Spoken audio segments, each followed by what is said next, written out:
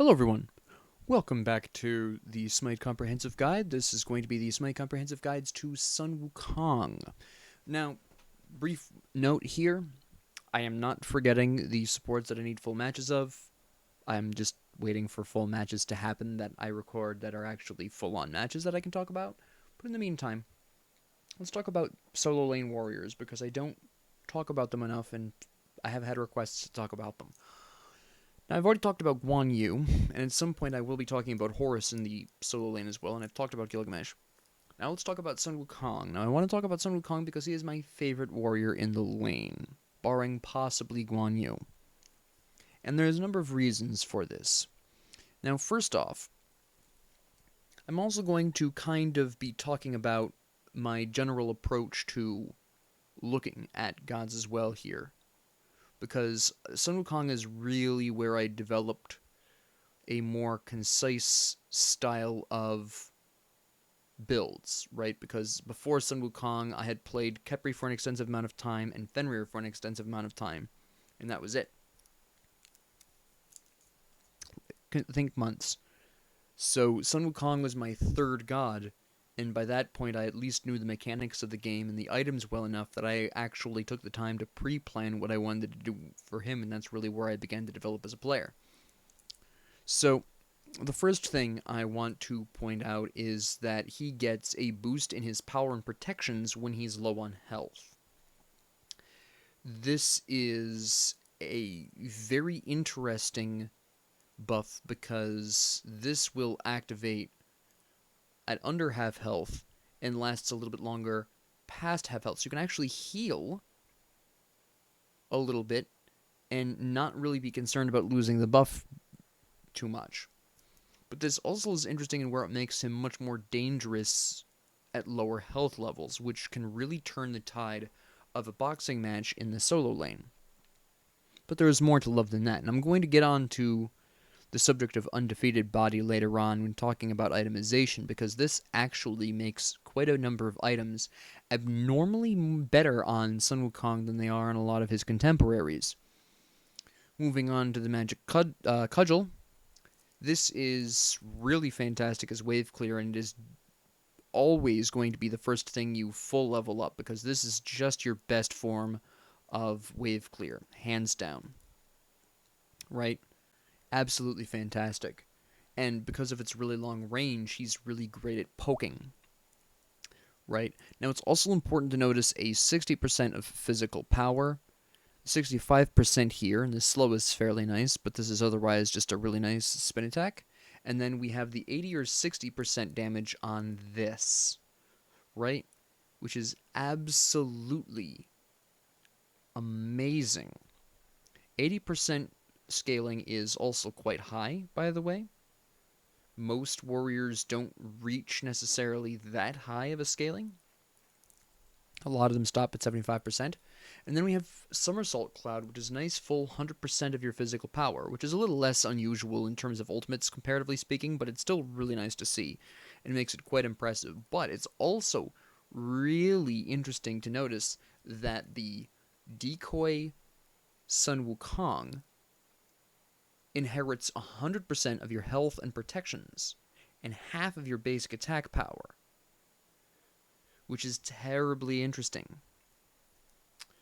Furthermore, Sun Wukong is being healed by a percentage of his max health, 5%. This is also very relevant in approaching certain items, because that actually will cause you to heal a little bit more per second. Now keep in mind that you're in that cloud for 5 seconds, so your total healing is 25% of your maximum health, for reference. So let's talk about items. Now, I primarily almost always play him in the solo lane. I've seen people play him in the support role, which is okay. He has a slow, he's got a stun or a pop-up as he needs. It's not my favorite way to play him because I feel like he hits a little too hard to not accidentally steal the kills, or that possibly his magic cudgel is just not effective enough as a support. There are various ways you can, build him very protectively, but I think at the end of the day, he's not as effective in the support role as, say, Guan Yu. Everything that Guan Yu does helps your allies, from slowing or reducing protections to healing or outright stunning the enemy, while still dealing large quantities of damage. Again, it doesn't necessarily mean Sun Wukong cannot be used in the support role, but this is a really great example of what I mean when I say, why would you choose this person when this other person does it a lot better? In this particular case, why would you choose Sun Wukong as a warrior support when Guan Yu or Horus does it better? Right? But moving back to the point, I primarily play him in the solo lane, and this is what I will be talking about very extensively. So, building him in the solo lane is quite interesting because there are a variety of items that are very good on Sun Wukong, and it all comes down to, at least in the early game, a large part on what you expect to be problematic in that match. Now, when we get onto the conquest matches, I will be able to better explain that. But my starter items that I usually will bust out on Sun Wukong vary wildly, okay? My usual go-to is Bluestone Pendant. I usually upgrade this into Bluestone Brooch, and I go a little heavier on the protections for Sun Wukong because I'm relying heavily on Bluestone Brooch to do my damage. Now, I tend to build this more for tankier compositions, because as you can see from Bluestone Brooch here, this is 6% of their current health. Now, the reason why I'm really fond of Bluestone Brooch, besides the 6% of their current health, which makes it more effective on tanks, is the fact that everything Sun Wukong does, except for the Bird of Nope, deals damage. You hit them with a nice bit of poke from the Magic Cudgel, that's Bluestone damage. You hit them with the Master's Will spin attack, that's Bluestone proc. Ah, you've just hit them with the Tiger or the Ox, boom, Bluestone proc. Your ult hits them, your somersault hits them, boom, Bluestone proc, right? Everything he does busts out procs for this, which gives him a really serious edge when it comes to boxing in lane. Now, what I do for heavier damage enemy comps, what I build instead is Warrior's Axe. Now, you might have a personal preference on these two depending on how aggressive you are. More aggressive players might want Bluestone more defensive players might want Warrior's Axe more because it gives you a bit of protections. But what I really like about Warrior's Axe against squishier comps is that this is a very set amount of bonus damage on your attacks every 10 seconds. And this helps you more against these squishier comps because unlike Bluestone Pendant, which procs based Bluestone Brooch, which procs based on their current health, and again, tanks are going to have more of that, generally speaking, the Warriors/Sundering Axe is going to maintain a specific amount of damage as your protections increase. Now, this is specifically exclusively protections from items, so unfortunately, Undefeated Body does not contribute to this in any way, but while you have those boosted protections and damage, you get to heal a little bit more. You're taking less damage, you're dealing more damage, and every 10 seconds you get to bust out a little bit of a heal from Sundering Axe. That's a really sweet deal, especially if we combine it with other items later on down the road. Again, Warrior's Axe is my go-to for aggressive enemies, Bluestone for tankier team comps. Now, my starter item is the only item on Sun Wukong that I am building according to the enemy team composition as a whole. This is not necessarily specific to my laning opponent. The beauty of this is that it does not matter what my laning opponent is in either of these scenarios. Bluestone Pendant is just damage, and Warrior's Axe gives you 10 of both protections, so it does not make a difference what type of damage your laning opponent is dealing. You are building these exclusively in response to the general composition of the enemy team. If the enemy team looks like they're going to be hitting really damn hard, use the Warrior's Axe. Give you a little bit of early protections, which will help keep you alive in the team fights later on. Sundering Axe, 30 of both protections, a little bit of bonus damage that isn't dependent on the enemy's current health. Very important when you're against squishier enemies, since they die pretty quick. And you get to heal a little bit off of that as well, right? And then Bluestone Pendant, again, this is current health, so against tankier comps, you're going to do more damage to them. Great. There is a third item that I occasionally build, but I'm not really fond of doing so. I'll only build this if I really expect my laning opponent specifically to have healing. Alright, and this is based purely on expectations. Tainted Steel. Now, the issue with Tainted Steel, I've said this continuously throughout all of my videos, the issue with Tainted Steel is there is a complete lack of sustain here. Warrior's Axe is going to be giving you health and mana, primarily health, but some mana each time you hit someone, right? This fades when you evolve it into Sundering Axe, but quite honestly, when you're level 20, you've got something else giving you mana. We'll talk about that in a bit. So, Sundering Axe not restoring you with mana isn't a problem. Warrior's Axe giving you health and mana, very important. Bluestone Pendant, while not quite as directly increasing as Sundering Axe, does give you increased HP and MP5 at minimum, so it's still at least giving you something back. So both Bluestone Pendant and Warrior's Axe have some form of sustain. Tainted Steel offers you none of this. It does offer you a little bit more protections, making sustain a little less necessary. It's slightly, it's a slight repayment for the loss of sustain, but it's still something you should be very careful with. And again, this only really is worth it if you are expecting your laning opponent to be someone who self-heals. I'm talking Ra, Hell, Hades, Chang'e. Chang'e is scary in solo lane if she's done right, by the way. But anyways, Tainted Steel is what I'll build if I expect one of those to be my laning opponent. Anubis is another great example, right? Sobek, Sylvanas, right? Anyone who basically has a reliable, decent self-heal, and you're expecting them to be in your lane, break out the Tainted Steel. Even if you're wrong and your laning opponent does self-heal and you have Warrior's Axe or Bluestone, it's not going to cripple you. It's just going to make things a little bit longer. You're going to be poking for more and boxing a little less. That's basically what that comes down to. But these are the primary 3 starter items that I use on Sun Wukong in pretty much every scenario ever. The rest of these, I don't really bust out. There is the extremely rare exception where I will, if the enemy team comp somehow has 4 or 5 magic damage gods on the enemy team, I'll bust out Warding Sigil.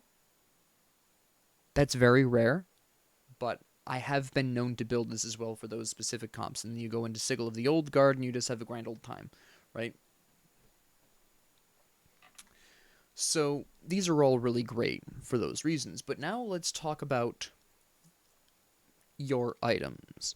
Now, you can operate Sun Wukong in 2 very interesting ways. You can go a little bit more damage, or you can go a little bit more defense, right? Let's talk about it. Now, with the new way that a lot of solo laners are building, not all of them, I've seen some people who stick with the old ways, but nowadays, a lot of what you are building right now is your starter item, which all of these are great regardless of who your laning opponent is. Tainted Steel and Warding Sigil have conditions, but they still can be great. But even if you build the wrong starter item for that laning opponent, you're not doomed. And then you build a whole bunch of items, right? Potions. Great. But then you have to decide how aggressive you want to be. Now, I'm going to talk about what I personally normally like to build on Sun Wukong. Okay? Now, when I'm playing Sun Wukong in the solo lane, the first thing I want is some more sustain. My usual go-to is going to be Soul Eater, and this is a very popular item on Sun Wukong. Again, going back to the point that all of his abilities deal damage and therefore proc Bluestone, they also all heal you via Soul Eater. Right? You also get a decent amount of power out of this. You get a nice 40 power, you get some penetration, and most laning opponents in the solo lane are going to start building their protections pretty early. So it's nice to have at least a little bit of pen there. You get some cooldown reduction, which is also really nice.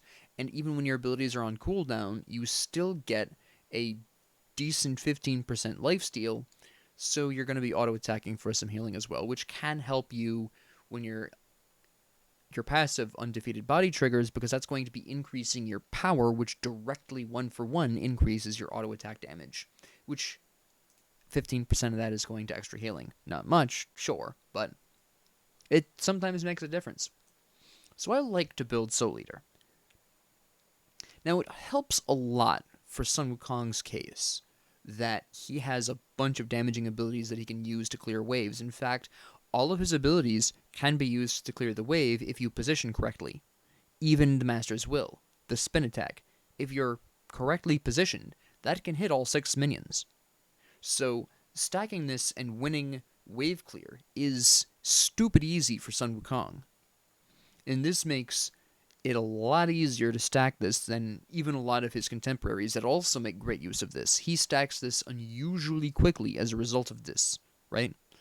All you gotta do is make sure you're there to watch your own minions die, and you get 12 stacks. Lovely time. Right?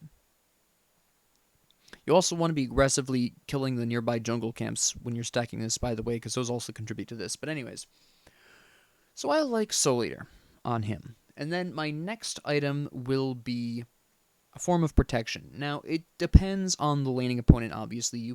If you've been watching my videos on solo laners before, you were expecting that. And you probably can take a pretty accurate guess as to the physical protections that I normally go to. My usual go-to physical protections are Gladiator's Shield. There is a single exception here, though. If my laning opponent has a good enough self-heal, and I mistakenly did not buy Tainted Steel, my very first protection item will be Contagion or Pestilence if my laning opponent is magic. It'll be one of these two. If I made the mistake, if I guessed wrong and didn't build Tainted Steel, right? If my laning opponent is Hades and I was expecting the enemy tier who wound up playing jungle, and in response to that I built, say, Bluestone, well, now I'm a bit up a creek. So against a Hades, I would want Pestilence, right? As an example. Although one could argue against a tier, I would want Tainted Steel as well, but we're gonna... that was just the first warrior name that came to my mind. Yes, against tier I would also want Tainted Steel, but for example purposes, you know. But what if my laning opponent is a magic damage dealer and doesn't self-heal? What do I go with then? Well, I very specifically go with... Genji's Guard. Now, the reason why I go for Genji's Guard is because...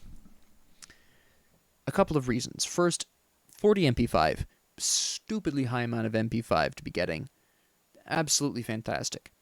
If I, for some reason, lose my blue buff and I have Genji's Guard, this isn't a problem, right?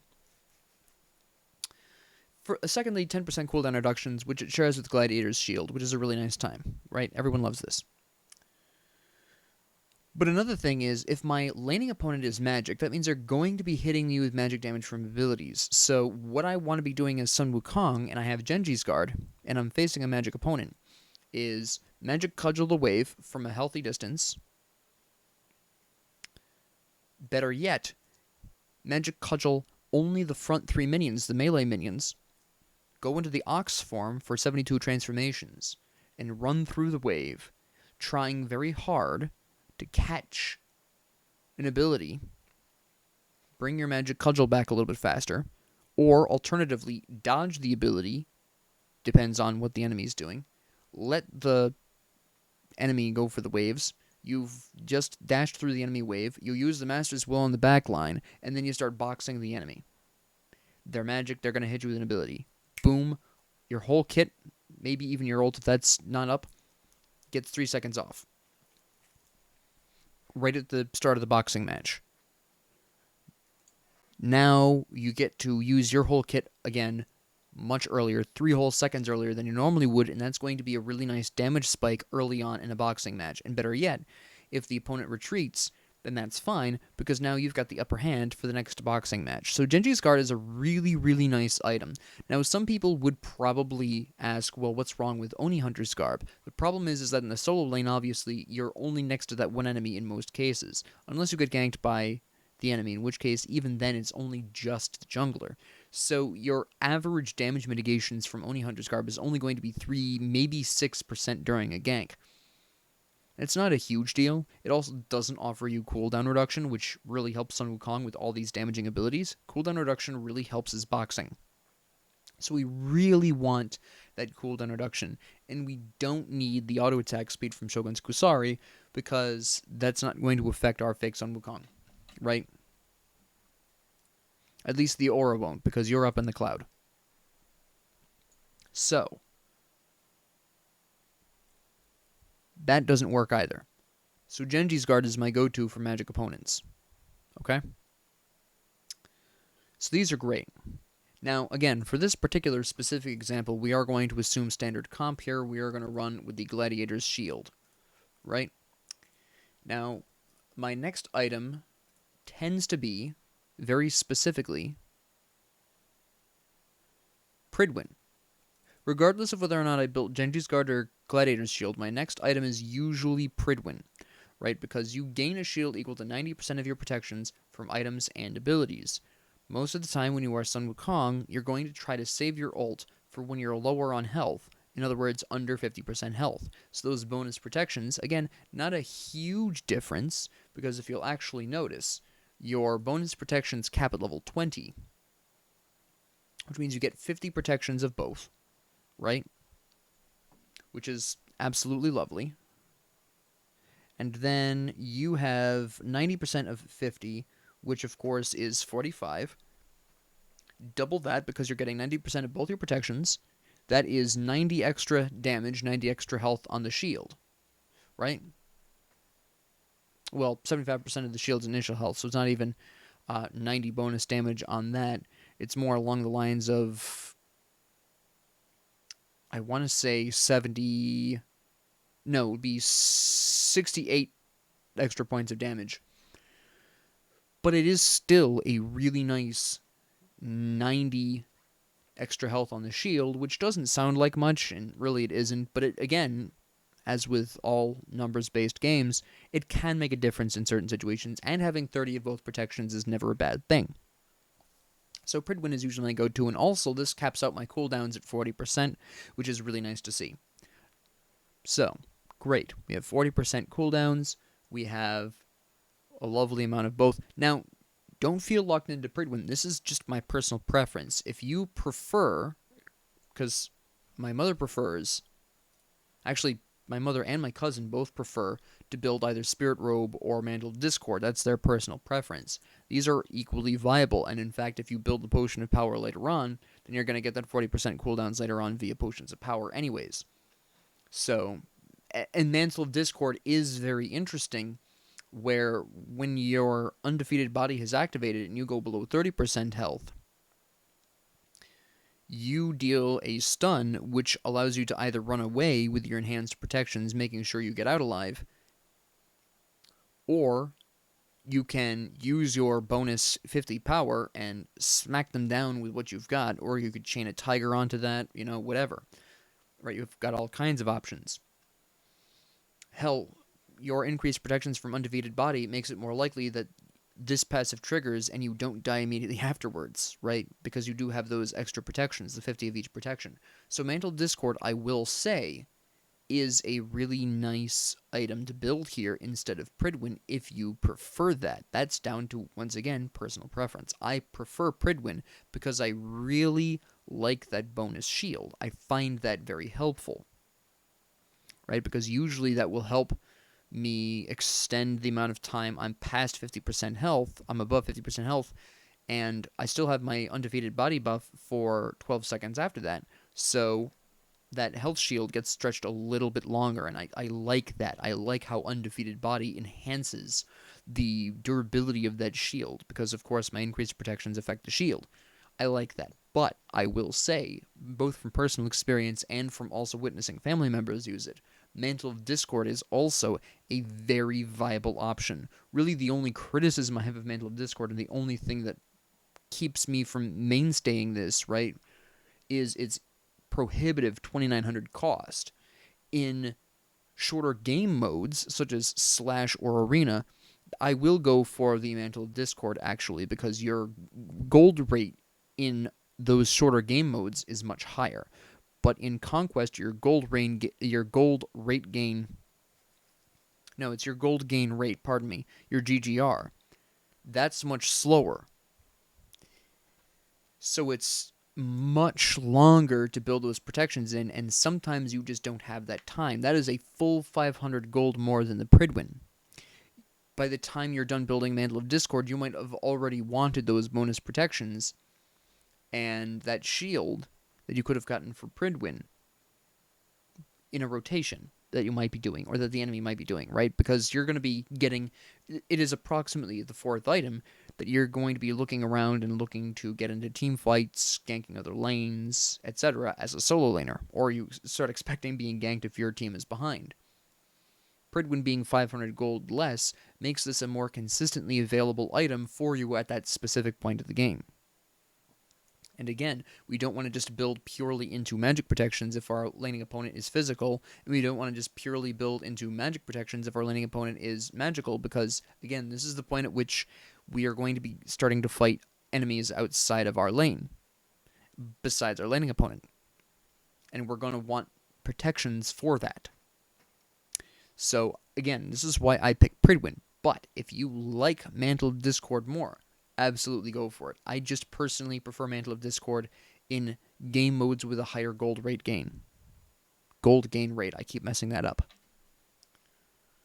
So that's where I go normally. Now at this particular point, my magic protection option is going to come down to, if my laning opponent is physical, I actually go with Bulwark of Hope here. Now you might be surprised, because I just praised the benefits of Genji's Guard as a 3rd item against a magic laning opponent.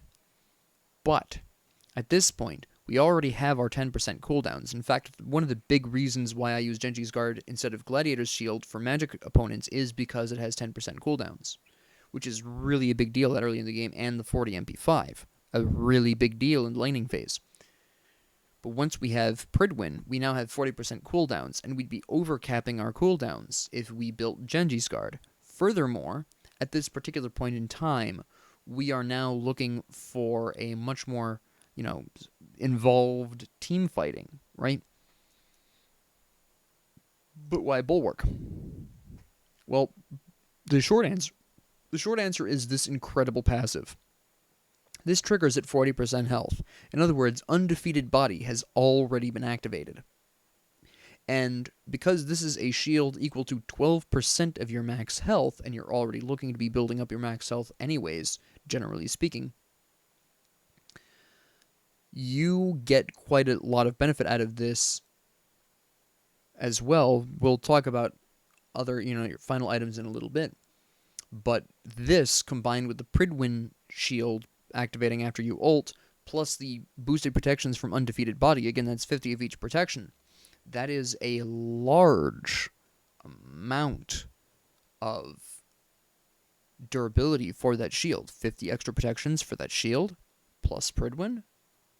You become a lot more difficult to kill when you run Bulwark of Hope. Now, if I were running the reverse of this, right? Let's say the opponent was magic. Again, we're keeping Pridwin here. Genji's Guard, great. And then at this particular point, what would I build for my physical? Well, for this particular point, would I build Gladiator's Shield? Generally speaking, no, I don't. Generally speaking, at this particular point, what I build very specifically is going to depend upon what the rest of the enemy team is. Again, if our laning opponent is magical, thus the Genji's Guard, we're now rotating. Generally speaking, again, depending on the comp, primarily depending on the jungler, actually, I'll either bust out Midgardian Mail, or alternatively, if the enemy team has healing. If the enemy team has healing, but my laning opponent doesn't, I'll bust out Contagion, or instead of Bulwark, I'll bust out Pesty, right? Going back to this one, really quick, I forgot to mention this.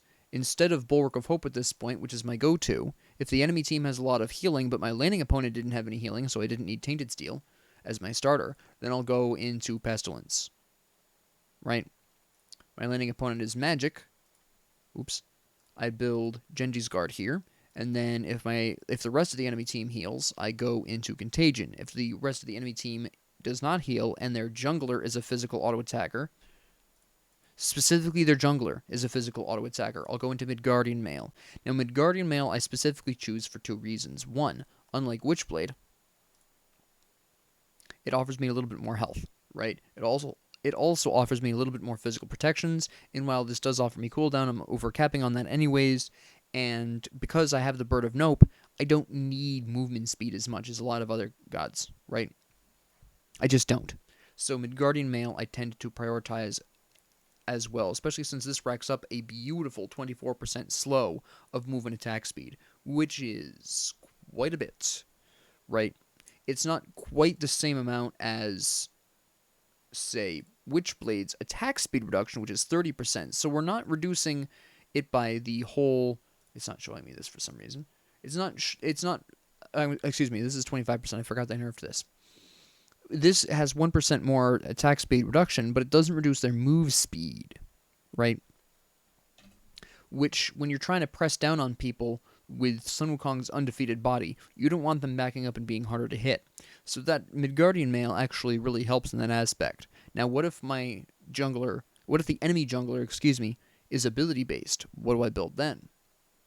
Well, primarily in that particular case, I will absolutely just go straight up for either Sovereignty, because that's fairly effective on ability-based enemies, and a lot of people like to build Sovereignty instead of Gladiator's Shield anyways. It's a great option, right?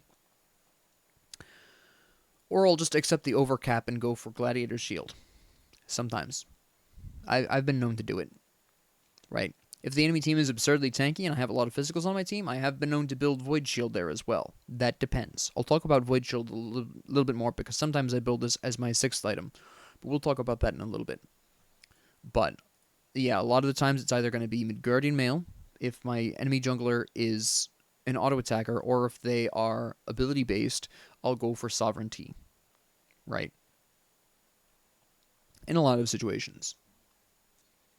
So,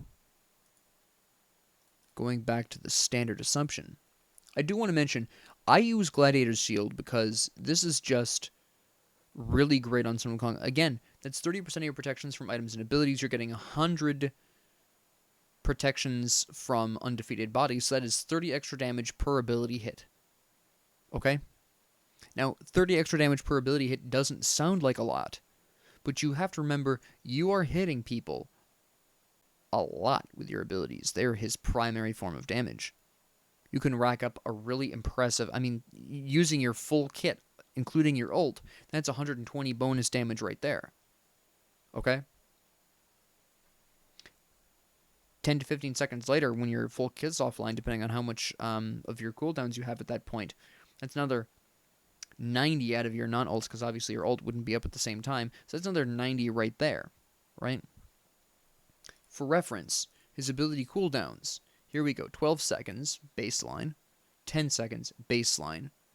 This goes from 18 to 14 seconds, baseline. By the way, this is incidentally the reason why 72 transformations is your second ability you level, right? Even at its absolute best, it's still a 14-second cooldown. The Magic Cudgel is just better to level up for better poking, better wave clear.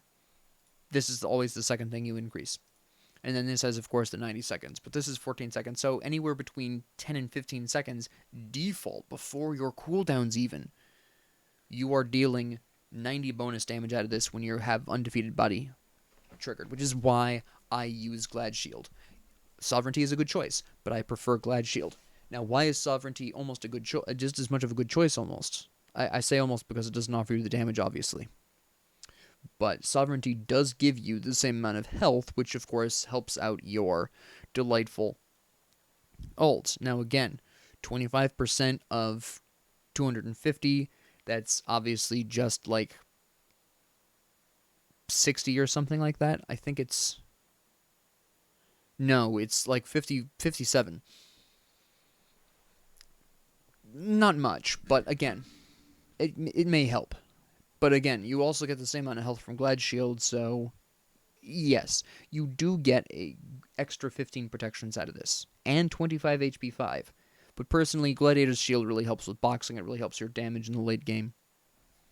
Absolutely great time. Now, one thing I want to mention, you've probably already made this conclusion. If your laning opponent is magic, and you want to build Glad Shield here, then you don't want Pridwin. You can actually resolve that whole issue. You can just go Mantle of Discord here. Right? Now, why is this something I'll recommend, whereas against a physical laning opponent, I don't recommend it? Simple. Genji's Guard is 200 less gold than Glad Shield, so Mantle of Discord, while being 500 more gold than Pridwin, because Genji's Guard is 200 gold cheaper than Glad Shield, that's 200 gold that you're already going to have, right? So you're only basically saving up for an extra 300 more than Pridwin. It's still a bit problematic if your laning opponent is particularly aggressive, or maybe even you're particularly aggressive and you knock their tower down before you're ready, which is potentially possible, or you lose your tower before you're ready, right? That's dangerous. You do have to kind of pace yourself a little bit, but it is easier and faster to get Mantle of Discord out with Genji's Guard as your second item than it is with Glad Shield. So it's a bit more of a viable choice as a fourth item if your laning opponent is magic. Okay? But so I will do that sometimes. Not often. I still really like Pridwin. A lot of the times I'll just, if I am going Glad Shield, which isn't terribly often, if my laning opponent is magic, I very rarely build Glad Shield. Only supremely squishy high damage comps have I done that. Most of the time it's going to be either Midgardian Mail or Sovereignty for me, but I have been known to do that. But I'll still generally go for that, even with the overcap on cooldowns. But going back to our usual here, good old Bulwark. Now, at this particular point in time, this is also really interesting with Sun Wukong, that compared to how I play other warriors, this is very interesting because this is the one warrior where at this point in the game, I'm looking to build my last item, and I ask myself, am I dying too much? Or am I not hitting hard enough? Now, most of the time, again, I'm a more defensive player. I prefer to build protections at this point, but if you want to build damage, that's fine. I recommend the Crusher if you're going to go damage, because this gives you nice bonus ability damage, right? Gives you good power, gives you good penetration. Another thing that I am fairly fond of doing, if I didn't build Tainted Steel at the start of the game, but the rest of the enemy team heals, but I don't want to build Pestilence or Contagion, my last item is Brawler's Beatstick. Personally, I prefer Brawler's Beatstick over Pestilence or Contagion for the very specific reason, not of the damage, but because the anti-healing is stronger on Brawler's Beatstick. Pestilence and Contagion have the weakest anti-heal in the game, primarily because it's also the one that you don't have to think about. It's just everyone in this area around you heals less. Yay. Brawler's Beatstick does require you to hit the enemy, but that is a 40% healing reduction for a really impressive 5 seconds.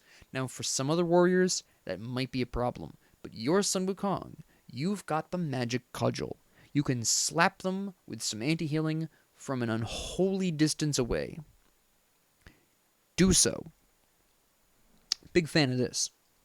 This is also part of the reason, actually, incidentally, why the Crusher is a lot of fun to build for some late game extra damage. You can slap them with a really impressive Crusher proc. If you build Bluestone, that's 2 procs from, again, an unholy distance away. It's disgusting.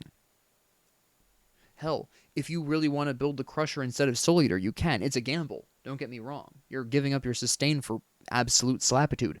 But if you're willing to take that gamble, boy, can you slap people with this. It gets gross. This tends to work better if you are expecting your laning opponent to be squishier, by the way, incidentally. And again, that is a gamble that I don't like to personally take, so I don't usually do this. But it is possible that you could build the Crusher as your second item and absolutely dominate if your opponent is light enough on the protections. If you expect your landing opponent to be a hunter or a mage, the Crusher will really slap. Anyways, that aside, these are great options for your sixth item as well. But what if you're a more defensive player, right?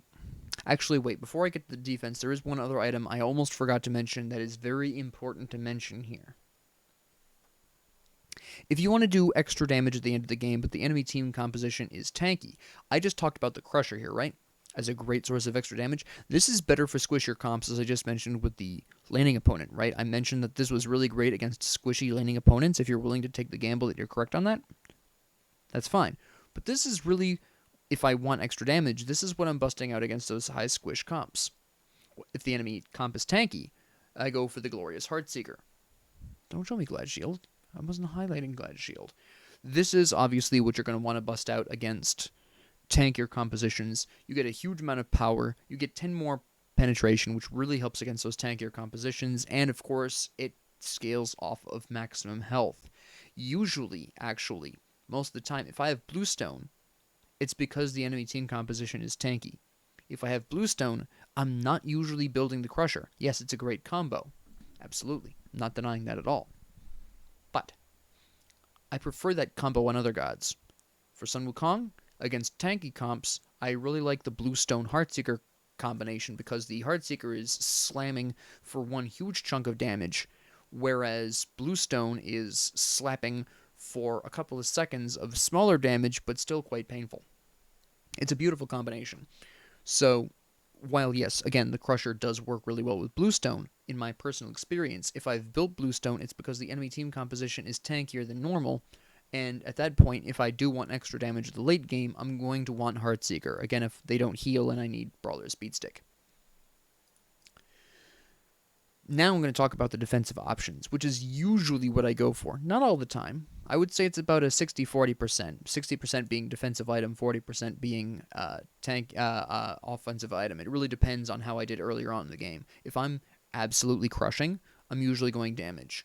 If I'm feeling paranoid, or if my lane rotations went poorly, maybe I was doing really well in the solo lane, but I left solo lane and got pub stomped, I'm probably going to go for the defense, right?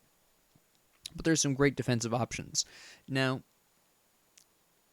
earlier I mentioned Midgardian Mail. Again, Midgardian Mail is still a great defensive option if the enemy team composition has a lot of auto attackers. Great choice, right? We had a lovely conversation about that. That still holds true. For my sixth item, I don't usually build Sovereignty, by the way, for reference. I mentioned Void Shield earlier. If the enemy team composition is very tanky, and I have a bunch of physical damage dealers on my team, I'll bust out a Void Shield. If the enemy team composition is physical enough, right? Obviously, if the enemy team comp has 3 magics and 2 physicals, I'm not going to want 35 extra protections, physical protections. I'm going to want something a little more substantial. If the enemy team comp is a bit more substantial and I want some protections, I'm going to usually go for something a little different, right? Now, my usual go-to, and this is going to sound rather odd, because this is the only god I do this with. I'll bust out a late-game Height of the Urchin. Yes, I'm insane. Now, this requires 7 stacks before getting the incredibly powerful shield on my boy Sun Wukong. Right? But this provides a really impressive 51 of each protection. It provides you some max health, which helps your ult. It provides you with a shield. Your third shield. I forgot to switch back to Pridwin. Hold on. You've probably been laughing about that for the past 5 minutes. You forgot Pridwin, Professor. I'm sorry. But it is your third shield if your landing opponent was physical and you went a bulwark. Bulwark? What? Right, is your third shield. It's 51 extra of both protections. It's max health. Right? It is a very impressive shield. Now, you are taking a bit of a gamble, I will admit. But fortunately, this stacks with assists too, and because you have 3 damaging abilities and an ult that damages, and several of these allow you some great movement options, or long distance. The magic cudgel hits from a whole country away, and you can run through veritably the entire team if they're positioned correctly with the Ox, right? Absolutely fantastic time. It is surprisingly easy to build these 7 assists, or kills if you get the kills. It's remarkably easier with him than a lot of other people, just because of how many options he has to confirm the assist or kill, right? And if you're getting low on health, poof up into the somersault cloud, come back down, grab some more kills and assists, right? Furthermore, it's really terribly interesting, and this is the thing that I like about Hide of the Urchin specifically. Shield only stacks if you have not taken or dealt damage in the last 5 seconds. In other words, the shield only builds up the health shield after 5 seconds of not taking damage. How long did I mention that ult lasted? 5 seconds on the nose. So, you pop up into your somersault cloud when you have this fully stacked. And as long as you don't come down early, when you do land, you'll have your first stack of health shield. Yes, that may or may not last long depending on what the enemy's doing. If they're retreating, it'll probably last a little bit longer. You might even get your... Well, you would have dealt damage by that point, but you would have at least regenerated 1 health shield, right? Which isn't, again, much, but sometimes it's all the difference you need. And that's one of the reasons I love Hide of the Urchin. Now again, this is only for specifically high damage comps with a balance of damage. 3 magic, 2 physical. And you want to be ahead when you build that. If you're not ahead, then you're better off building literally anything else that offers dual protections. Maybe you even build Shifter's Shield. I've been known to build this sometimes. If I just want a little bit of physical protections and a little bit more damage, I like Shifter's Shield. It's a great option. Absolutely fantastic. I've also been known, for those longer games, to build Stone of Gaia. Now, Stone of Gaia, I do have to put an asterisk on. I only build this if the enemy team is going to proc that first passive often enough. Say, they have a Kuzenbo support with possibly, oh gosh, a Chiron ADC, right? Chiron can knock you back with his dash. Great time. Activate Stone of Gaia. Kuzenbo, obviously, if they have enough of those pushes or what I call move crowd controls, this is great. This is great on him. And while you're farting around up in the cloud, you're healing a nice 0.5% of your max health, plus the 5% of your max health from your ult, and you get a nice 400 bonus health. Max health from just having Stone of Gaia. That's pretty neat. That is 20 extra HP just from this item alone. During your ult, over 5 seconds, that is 100 full hit points for your ult, just from the ult alone, in addition to your normal healing out of this, right? Your normal healing with the rest of your items combined. It is 100 health, just bonus off of Stone of Gaia alone, not even including the max health, which is another 10 HP per second, 0.5% off of that 400 health, right? Lovely time. It's disgusting. I'm going to give you the full numbers here. Now, in this situation, what would I normally build?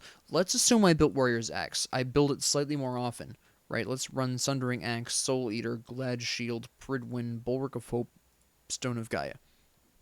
We have 3,300 HP. I'm going to round up to 3,300. I don't think the 50... It's a small difference, right? 3,300.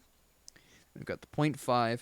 That's 165 max health. 165, not max health. 165 health per second in the cloud. We do that by the 5 seconds. That's 825 health restored by that alone, right? And then we have the delightful 3,300 times the 0.005. That is, rounded up, 17 HP per second. 17 HP per second. times 5. That is an additional 83 hit points. Again, rounded up.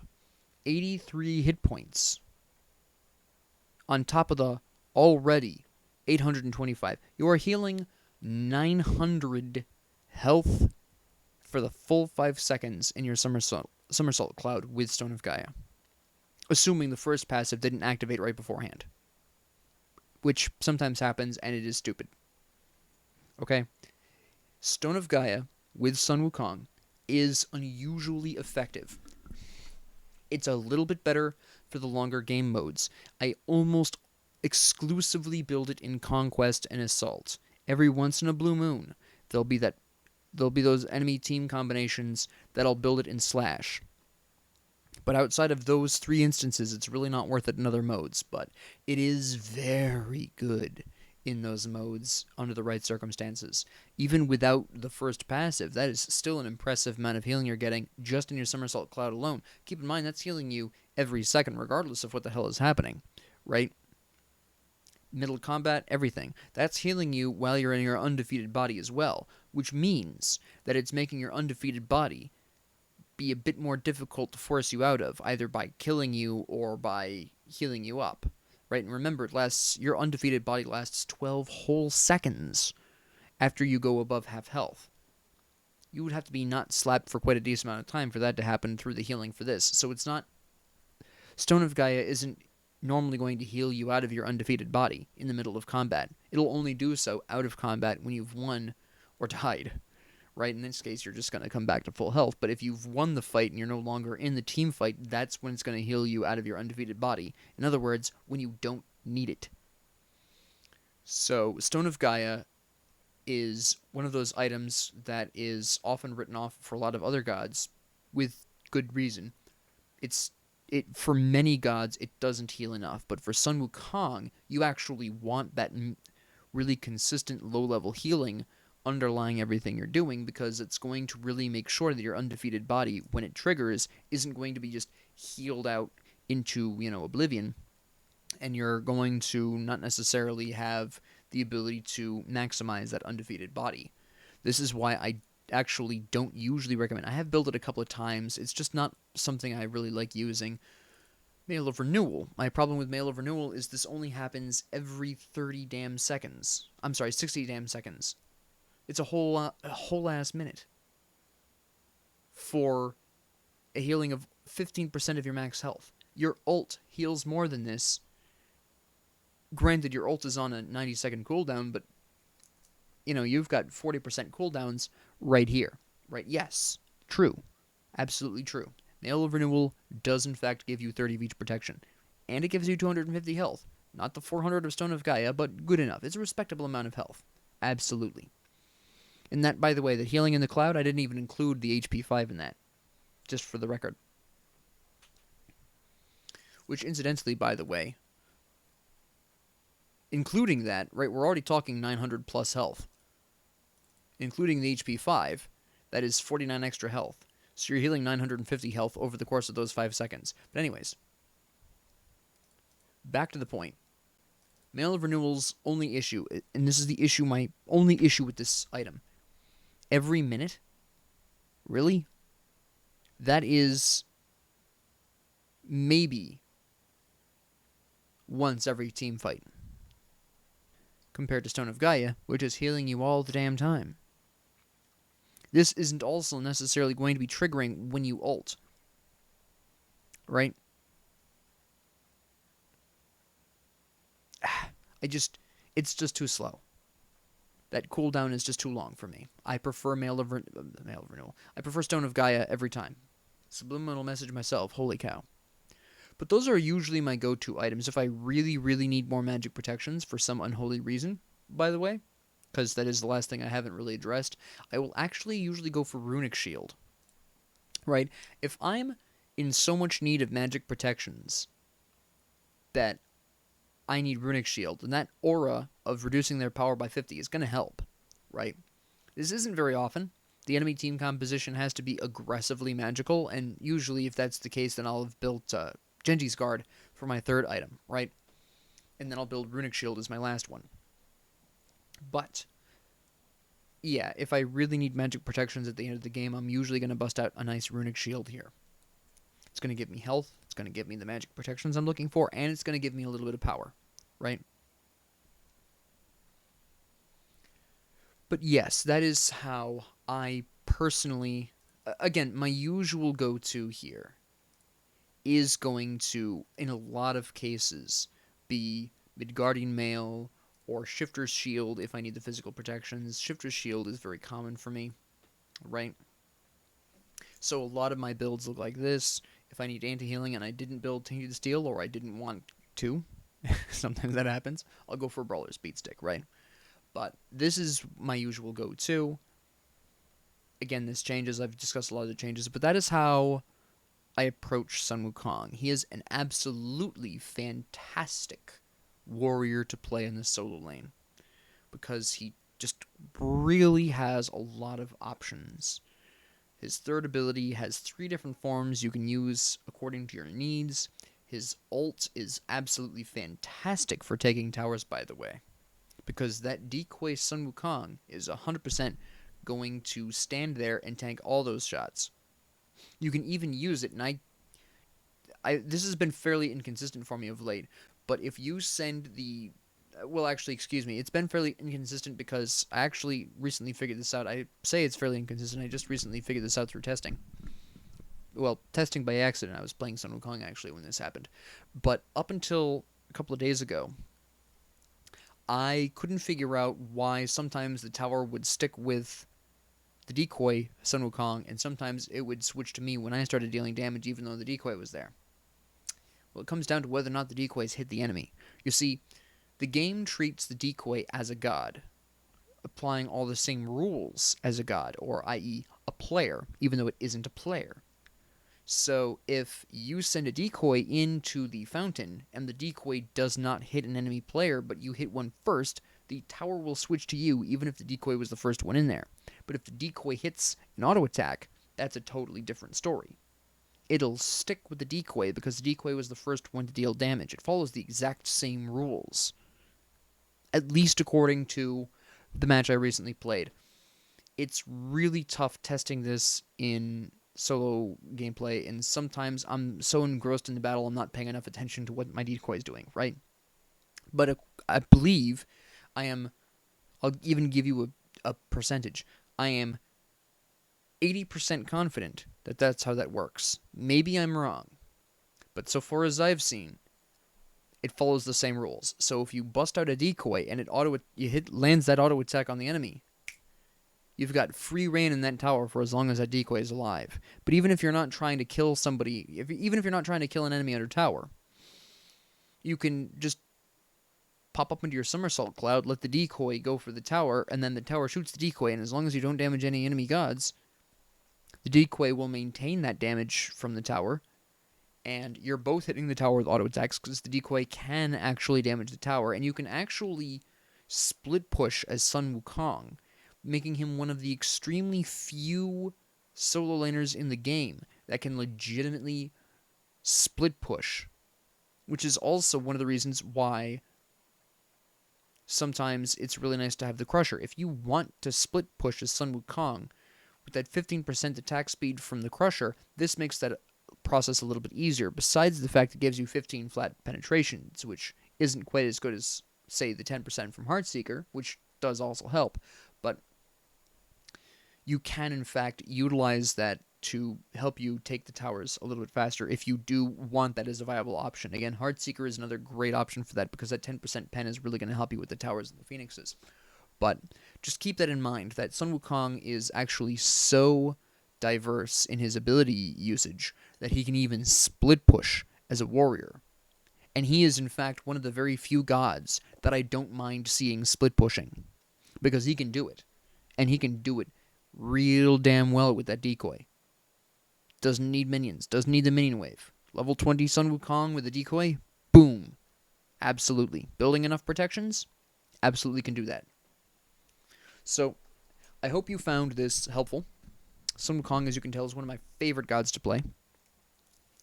And thank you all very much for joining me. And if you liked this, please like and subscribe. And if you did, please ignore me. And if you have Any comments, questions, concerns, ideas, or suggestions, please leave them down in the comment section below. And thank you all very much for joining me, and have a great 24 hours.